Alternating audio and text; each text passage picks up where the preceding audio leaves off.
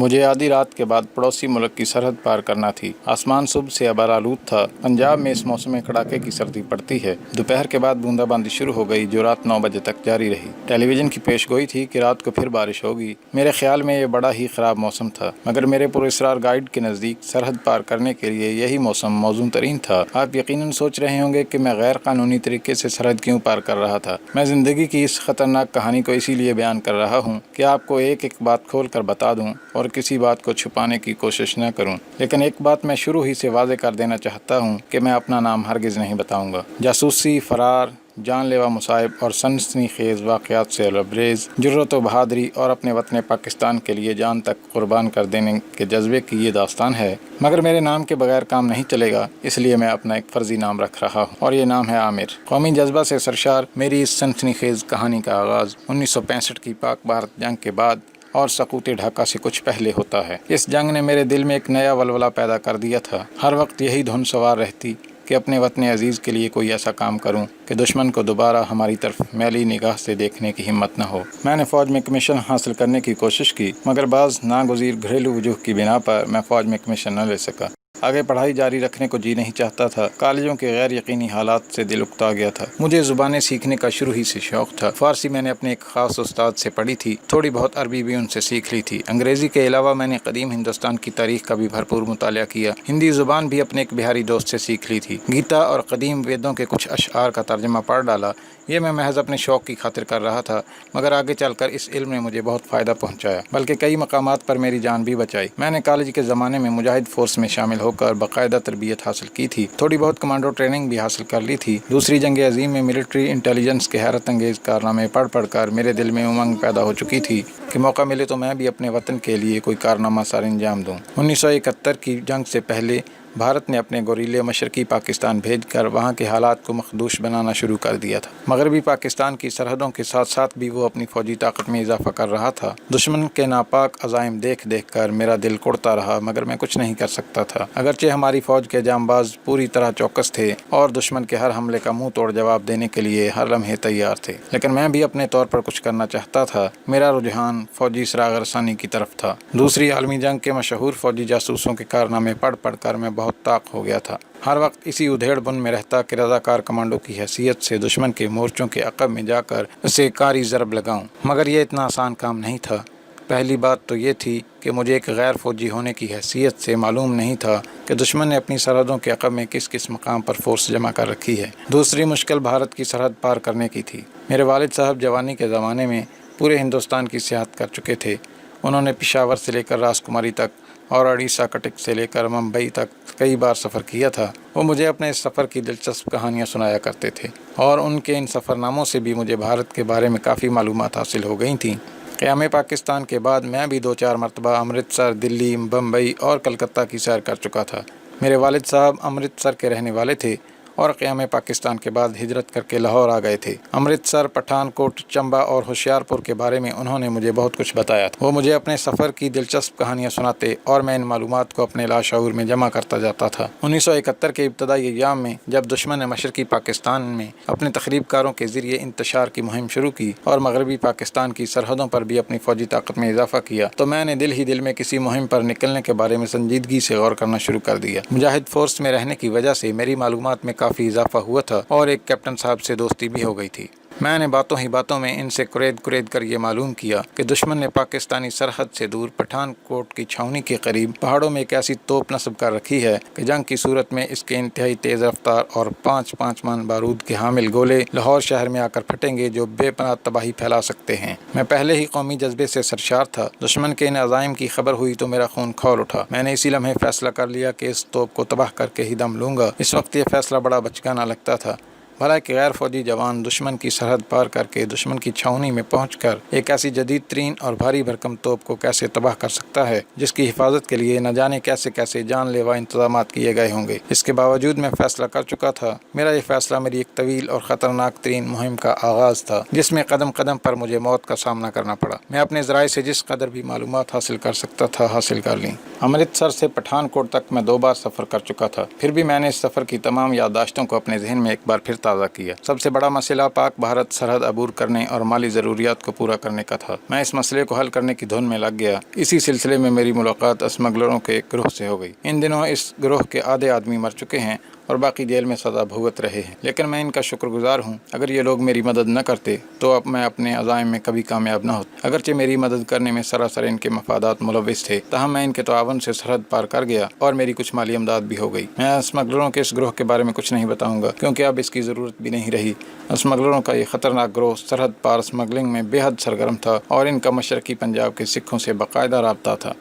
इसी ग्रोह का एक ख़ास आदमी जो मुसलमान था, अमृतसर में मुकीम था, जो स्मगलिंग के नापाक कारोबार की सरहद पार निगरानी करता था। इसका नाम आज तक मुझे मालूम नहीं हो सका। इसे ग्रोह के लोग क्रोंडिया के नाम से याद करते थे। क्रोंडिया पंजाब में एक सांप होता है जो बंजर ज़मीनों में पाया जाता है और इस कदर जहरीला होता है कि आदमी को डसते ही वो परे हट जाता है ताकि आदमी इसके ऊपर न गिर पड़े। इसकी वजह यह है कि इसके डसते ही आदमी मर जाता है। ग्वाल मंडी के एक बदमाश से मेरी वाकफियत थी। ये आदमी इस ग्रोह को जानता था। इसकी वसातत से मेरी स्मगलरों के ग्रोह के लीडर से मुलाकात हो गई। मैंने इसे यही बताया कि मेरे अखराजात पूरे नहीं होते और मैं स्मगलिंग के जरिए दौलत कमाना चाहता हूँ। इन लोगों ने खुफिया तौर पर मेरी खूब छान फटक की और आखिरकार मुझे अपने ग्रोह में शामिल कर लिया, लेकिन साथ ही धमकी दी कि अगर मैंने इन्हें धोखा दिया तो मुझे दुनिया के आखिरी हिस्से तक ढूंढ कर भी हिलाक कर दिया जाएगा। मेरा मकसद तो सिर्फ सरहद पार करना था। स्मगलिंग से मुझे कोई सरोकार नहीं था, फिर भी मुझे अपने मिशन के लिए भारतीय करेंसी की जरूरत थी। लीडर ने पहले फेरे के लिए हीरोइन का एक प्लास्टिक में लिपटा हुआ लिफाफा मेरी कमर के गिर्द बांध दिया और कहा, यह लिफाफा तुम्हें अमृतसर में क्रोंडिया को पहुँचाना होगा, इसके बाद तुम्हारा काम खत्म हो जाएगा।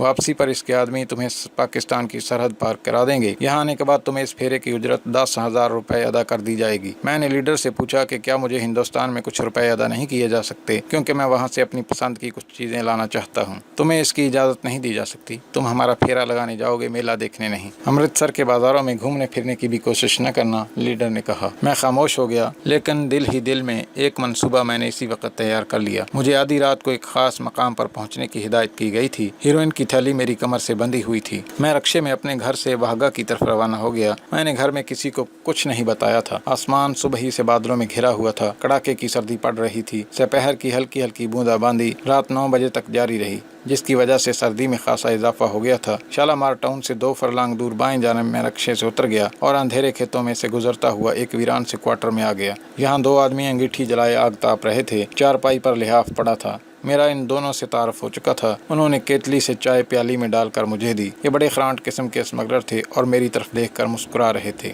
बाऊ, ये कोट पतलून तब्दील कर लो। मैं चौंक पड़ा, क्या मतलब है तुम्हारा? एक स्मगलर हंसकर बोला, नए नए भर्ती हुए हो, 2-4 फेरे लगाओगे तो सब कुछ मालूम हो जाएगा। पिछली कोठरी में जाओ, वहाँ धोती, खद्दर की कमीज और कंबल रखा है, वो जाकर पहन लो। मैं चुपके से उठकर पिछली कोठरी में आ गया, जहाँ ताक में एक मोमबत्ती रोशन थी। दीवार के साथ चारपाई बिछी हुई थी, जिस पर निस्वारी रंग का एक कंबल, मटियाले रंग के खद्दर का एक कुर्ता और खद्दर की धोती पड़ी थी। मैंने ये देहाती लिबास पहन लिया, बूट उतार कर देहाती वज़ा की जूती पहनी और कंबल ओढ़कर स्मगलरों के पास वापस आ गया। वो मेरी तरफ देखकर मजाक के अंदाज में हंसने लगे। अब आए हो तुम असली जोन में, बैठो यहाँ।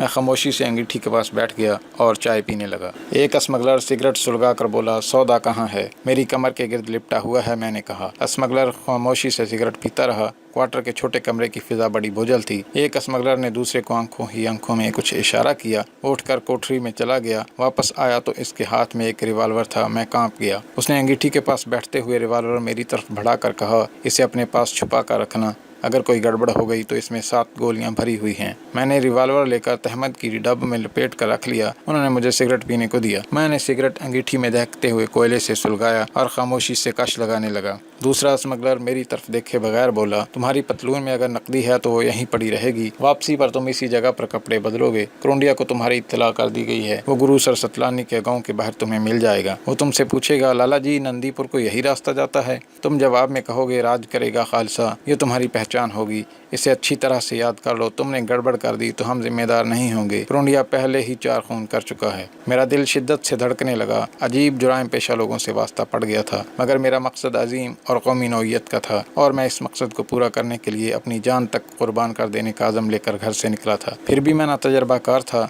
तकाज़ाए बशरियत के तहत कुछ दिल में खौफज़दा भी था। मैंने कोड वर्ड्स को अच्छी तरह से जहन में याद कर लिया। भूख तो नहीं लगी? एक स्मगलर ने पूछा। जी नहीं, मैं खाना खा कर आया हूँ, उसने हंसते हुए कहा। وہ یہ جی نہیں کیا ہوتا ہے، آئندہ ہمیشہ میرے ساتھ توں تڑاک سے بات کرنا۔ دوسرا اسمگلر سگریٹ کو اپنی جوتی کے نیچے دباتے ہوئے بولا، باؤ ہے ابھی نیا ہے، کچھ سب کچھ سیکھ جائے گا۔ بند کمرے میں دھیما سا بلب روشن تھا جس میں اسمگلروں کی آنکھیں چمک رہی تھیں۔ ایک اسمگلر نے اپنی گرم قمیص کا کف پیچھے ہٹا کر وقت دیکھا، پھر آنکھوں ہی آنکھوں میں اپنے ساتھی کو اشارہ کیا جس نے مجھے کوہنی سے ٹھوکا مار کر کہا، کھڑے ہو جاؤ باؤ۔ میں اٹھ کھڑا ہوا۔ اس نے میرا کمبل اور قمیص اوپر اٹھا کر میری کمر کے گرد بندھی ہوئی ہیروئن کا لفافہ چیک کیا۔ مال موجود ہے استاد، تو پھر گاڑی کا سٹارٹ کرو۔ باہر برفیلی رات خاموش تھی، دور سڑک پر کھمبوں کے بلب سرد کوہر میں دھندلے دھندلے نظر آ رہے تھے۔ میرا ساتھی مجھے لے کر کھیتوں میں سے گزرتا ہوا ایک کچے کوٹھے کے باہر جا کر کھڑا ہوا اور آہستہ سے سیٹی بجائی۔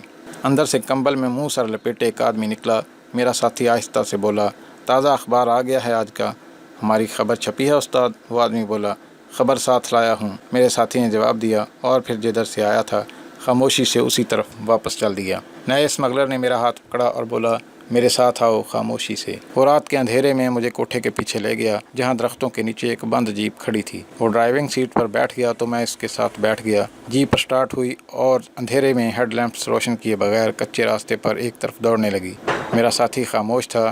ایک جگہ سے موڑ کاٹ کر جیپ تنگ راستے پر مڑ گئی جس کی دونوں جانب قد آدم جھاڑیاں اندھیرے میں خاموش کھڑی تھیں۔ کئی چکر کاٹتی ہوئی جیپ اس تنگ راستے پر دیر تک چلتی رہی، پھر ایک جگہ ٹیلے کی اوٹ میں رک گئی۔ میرے ساتھ آؤ، میرے ساتھی نے کہا اور مجھ سے 2 قدم آگے آگے چلنے لگا۔ یہاں کھیت ختم ہو گئے تھے، ویران اور بنجر زمین تھی، جگہ جگہ کھائیاں اور گھاٹیاں تھیں۔ آسمان پر بادل جھکا ہوا تھا، بارش کی وجہ سے زمین گیلی تھی، تہمند کی وجہ سے میری ٹانگیں ٹھٹر رہی تھیں۔ ایک جگہ ایک نالا آ گیا جس کے کناروں پر نرسل لہرا رہے تھے۔ نالے میں اترنے کے بعد میری ساتھی نے کہا، کھانسی چھینک بند، بیڑی سگریٹ بند، بول چال بند، آگے انڈیا کا بارڈر ہے۔ ہم نالے سے گزر گئے، آگے ڈھلان تھی، ایک گہرا موت ایسا سناٹا چاروں طرف چھایا ہوا تھا۔ اچانک ایک طرف روشنی ہوئی، میرے ساتھی نے مجھے پیچھے نالے کی طرف کھینچ لیا۔ ہم جھاڑیوں کے پیچھے بیٹھ گئے۔ میرا دل زور زور سے دھڑک رہا تھا۔ روشنی بائیں جانب سے آ رہی تھی، قریب آئی تو معلوم ہوا کہ وہ ایک جیپ ہے۔ جیپ تیزی سے گزر گئی۔ ہماری بارڈر پولیس۔ ششٹ، بولنا نہیں، آؤ، میرا ساتھی بڑبڑایا۔ جیپ کی عقبی سرخ بتی اب اندھیرے میں بجھی بجھی سی نظر آ رہی تھی۔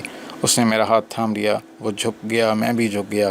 بھاگو۔ ہم دونوں جتنی تیزی سے دوڑ سکتے تھے جھکے جھکے دوڑتے چلے گئے۔ دور سے رائفل کا فائر سنائی دیا۔ ہم نے ایک خالی میدان عبور کیا تو میرا ساتھی مجھے کھینچتا ہوا ایک درخت کے نیچے لے گیا اور ہم وہاں زمین پر بیٹھ گئے۔ اس نے سرگوشی میں کہا، ہم اس وقت انڈیا کی زمین پر ہیں۔ وہ اندھیرے میں چاروں طرف دیکھتا رہا، پھر میری کلائی پکڑ کر اٹھا اور تیز تیز قدموں سے ایک طرف چلنے لگا۔ ہم ایک نہر کے کنارے پہنچ گئے۔ نہر پار کر کے مجھے پہلی بار دور اندھیرے میں 2-4 بتیاں جھلملاتی نظر آئیں۔ میرا ساتھی رک گیا۔ وہ سامنے گرو سرستلانی گاؤں کی روشنیاں ہیں، اسی گاؤں کے باہر تمہیں تمہارا ساتھی ملے گا۔ اب میری ڈیوٹی ختم، آگے تمہارا کام شروع ہوتا ہے۔ یہ کہہ کر وہ اتنی تیزی سے اندھیرے میں غائب ہو گیا کہ میں دیکھتا ہی رہ گیا۔ مجھے پہلی بار خطرناک تنہائی اور شدید سردی کا احساس ہوا۔ میں نے کمبل کو اپنے جسم اور منہ سر کے گرد اچھی طرح سے لپیٹا اور خدا کا نام لے کر گاؤں کی طرف چلنے لگا۔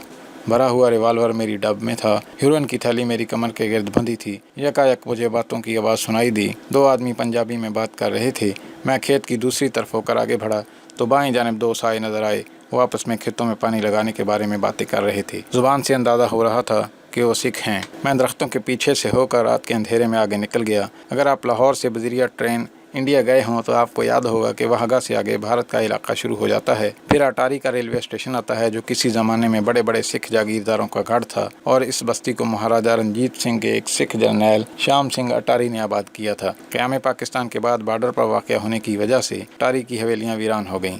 سکھ اپنی زمینیں فروخت کر کے بڑے شہروں کی طرف چلے گئے۔ اٹاری سے آگے گرو سرستلانی کا چھوٹا سا گاؤں آتا ہے۔ قیام پاکستان سے پہلے بھی یہاں ریل بہت کم کھڑی ہوتی تھی۔ اس گاؤں کے آگے ریلوے اسٹیشن آتا ہے، پھر چھیڑپا اور اس کے بعد امرتسر کا شہر آ جاتا ہے۔ گرو سرستلانی ایک چھوٹا سا سکھوں کا گاؤں ہے جہاں کاشتکار ہی رہتے ہیں۔ گاؤں کے باہر بجلی کے کھمبے پر ایک بلب روشن تھا جس کی روشنی سرد رات کے کوہر میں کپ کپاتی محسوس ہو رہی تھی۔ میں ترکاریوں کے کھیت میں سے گزر رہا تھا۔ اب میں یوں ظاہر کر رہا تھا جیسے میں بھی کسان ہوں اور رات کو اپنے کھیتوں میں پانی لگانے آیا ہوں۔ گاؤں کے کچے مکان اندھیرے اور سردی میں ڈوبے ہوئے تھے۔ گاؤں کے کونے کے قریب اینٹوں کا ایک ویران بھٹا تھا۔ میں وہاں پہنچا تو اچانک ایک کمبل پوش سایہ نکل کر میرے سامنے آ گیا۔ لالا جی، نندی پور کو یہی راستہ جاتا ہے؟ میں سمجھ گیا کہ یہی کرونڈیا نام کا اسمگلر ہے جو میری پیشوائی کے لیے آیا ہے۔ میں نے جواب میں کہا، راج کرے گا خالصہ۔ وہ آہستہ سے میرے قریب آ گیا۔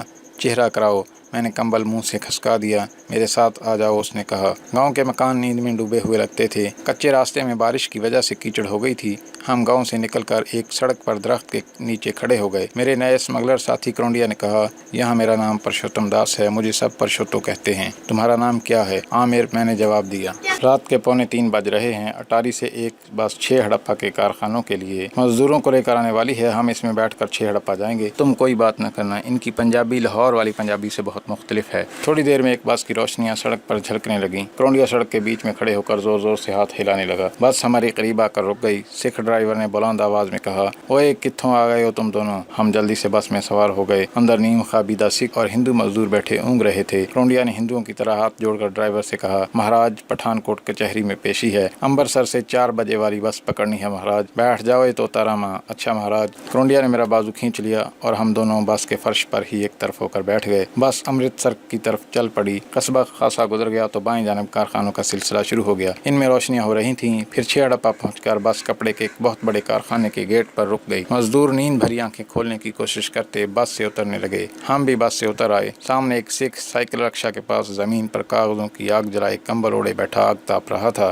کرونڈیا نے اس کے پاس جا کر کہا، سردار جی شہر چلو گے؟ 2 روپے ہوں گے مہاراج۔ ہم سائیکل رکشا میں کمبل لپیٹ کر بیٹھ گئے۔ 6 ہڑپا سے امرتسر جانے والی سڑک خاصی چوڑی تھی اور دونوں جانب شیشم کے گنجان درخت کھڑے تھے۔ سڑک سنسان تھی۔ سخت سردی میں درختوں کے نیچے دھند جمع ہو رہی تھی۔ کارخانوں کے ٹھٹھرے ہوئے مزدور سائیکلوں پر سوار قریب سے گزر جاتے تھے۔ امرتسر کا ریلوے اسٹیشن آ گیا۔ انجن کے شنٹ کرنے کی آوازیں آ رہی تھیں۔ اسٹیشن پر بتیاں جگمگا رہی تھیں۔ سردی کی وجہ سے اسٹیشن کا سامنے والا احاطہ ویران تھا۔ دوسری جانب پرنس اور اشوک ہوٹل کے باہر الاؤ روشن تھا اور ریلوے کے قلی آگ تاپ رہے تھے۔ سکھ سائیکل رکشا والے نے پھولی ہوئی سانس میں پوچھا، شریف پورے جاؤ گے کہ حال بازار؟ سامنے 2 پل آ گئے تھے۔ بائیں جانب سیڑھیوں والا پل تھا جو حال بازار کے گیٹ کی طرف جاتا تھا اور دوسرا کمپنی باغ کے پہلو سے ہو کر قیام پاکستان کے زمانے میں مسلمانوں کے مشہور گڑھ شریف پورے کی طرف جاتا تھا۔